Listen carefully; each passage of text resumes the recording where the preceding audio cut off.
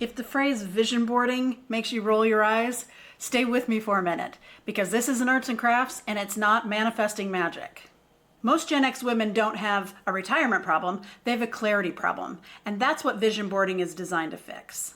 Most of us in Gen X have been surviving, working hard, caretaking, that we haven't taken the time to even ask ourselves what we want retirement to look like beyond that first little feet in the sand, Cabo margaritas.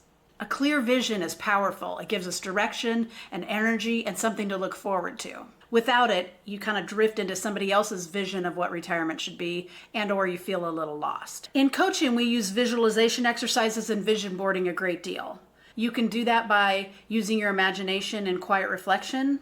You can do that by writing down your thoughts. And you could do that by the old-fashioned, do you remember, magazines? And that is all over the internet. You know how to do that. You tear out pictures that represent a feeling of something that you want.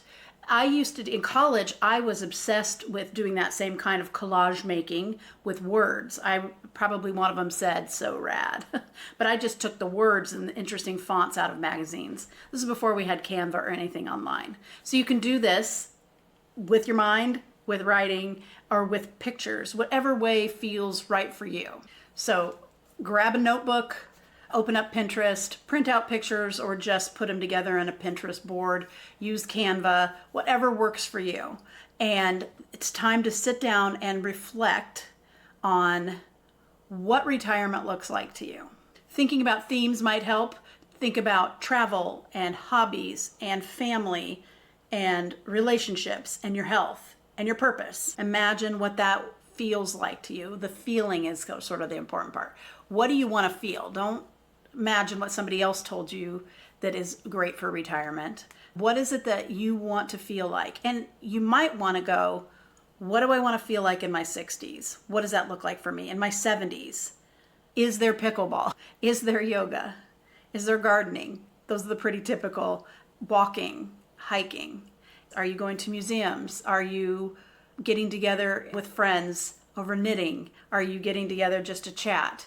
Are you learning a new something with your spouse? Whatever that is, start thinking about in your 80s, what do you hope to be doing? How do you hope to feel? And that's what you're putting on this paper, whether it's in writing or it's in pictures or in your imagination. However, I do want you to make something visual. So even if it's in your imagination, make yourself a few notes so that there's something that you can put private for yourself, whether it's your nightstand. I have things on the back of my medicine cabinet that notes to myself. I have a mini lecture from a friend that's a pep talk that I look at every once in a while. So things that are private just for you, put it somewhere. But being able to see it gives your brain something to aim for, and it sets some priorities for yourself. So once you see that vision and you're setting these priorities for yourself, you can see if travel's on your mind, you're going to need to start a travel fund, and you're going to need to start today. If health is on your mind, which it is on mine, I see myself being able to move and not just sit in my 70s, 80s, 90s. I need to start now again, and that is on my mind. That is part of my own bucket list of this year. If you picture yourself in great health in your 70s, 80s, 90s, then what do you have to do? Yeah, you have to start working on your health and fitness plan today.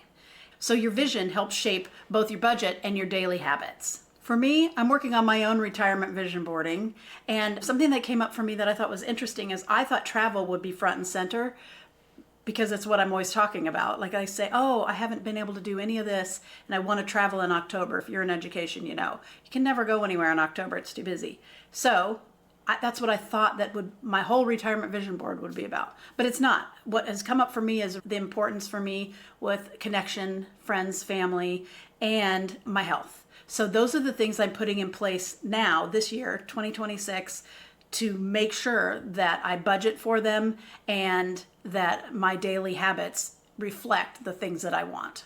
If this idea resonated with you, I'd love for you to try it for yourself in whatever form that takes for you. Set aside some quiet time to do some reflection with your notebook, maybe borrow magazines and or start printing stuff off on Canva and Pinterest. Set aside some quiet time this week to actually think about what you want in your retirement. And if you'd like some structure and guidance, I've put together a vision board activity. It's a short guided PDF and a Canva template that you can print out or use digitally, and you'll find the link below. A friend of mine uses her vision board activity that I made in Canva. I made her try it first to make sure it works. And she uses that as her wallpaper on her phone. I thought that was kind of cool. So her vision is always there, guiding her budget and guiding her daily habits. Good idea. So you'll find the link below. And if you want to share, I'd love to hear in the comments what's one word or theme or vision that you have about your retirement that will definitely be on your vision board. Because we're in this together. Together, we're building a life we love. This is Gen X Missy reminding you that if you start now, we can retire happy.